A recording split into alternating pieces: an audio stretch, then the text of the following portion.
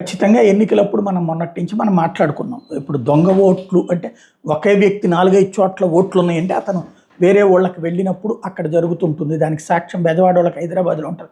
చెన్నైలో ఉంటది. లేకపోతే బెంగుళూరులో ఉంటది. ఇట్లాగ మనం మాట్లాడుకున్నటువంటిదే. అదే సందర్భంలో ఒకే ఊళ్ళో 2, 3 చోట్ల కూడా ఉంటాయి. ఎందుకంటే ఆ ఏరియా మారినప్పుడు అక్కడ ఎలక్షన్స్ ఎక్కడుంటే అక్కడే పెడతారు అన్నట్టు. కాకపోతే దాన్నే ఒక ఎమోషనల్ ఇష్యూగా తీసుకొచ్చి బీహార్‌లో అంటే ప్రభు నేను ఇది చేస్తా మీకు అనేటటువంటి పాయింట్ మీదన ఇప్పుడు జనం ఓట్లేయట్లేదు. చేసినా కూడా ఓట్లేయట్లేదు.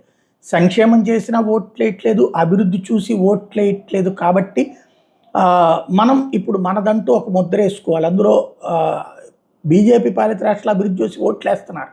సంక్షేమం చూసి ఓట్లేస్తున్న దానికి సాక్ష్యం తమిళనాడు కావచ్చు, లేకపోతే బెంగాల్ లాంటి చోట్ల గాను. అదే కాంగ్రెస్ పార్టీకి ఇప్పుడు ఎందుకు ఓటేయాలి? అక్కడ ఉన్నది బీహార్‌లో వచ్చేటప్పటికి లాలూ ప్రసాద్ వాళ్ళ అరాచక పాలన చూసినటువంటి జనం. కాబట్టి అక్కడ ఓట్లేయట్లేదు. వాళ్ళతోని జట్టు కట్టున్నటువంటి కాంగ్రెస్ పార్టీ ఎట్లయినా సరే ఆ ఇష్యూ డైవర్ట్ చేయాలనుకుంటుంది.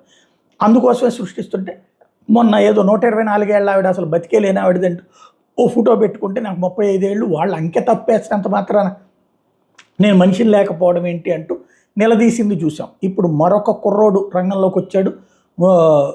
గుర్కిరాత్ సింగ్ ఇతను తాజాగా బయటకు వచ్చి నేనేదో 4 చోట్ల ఓటేశానంటున్నారు. అది నిరూపించండి.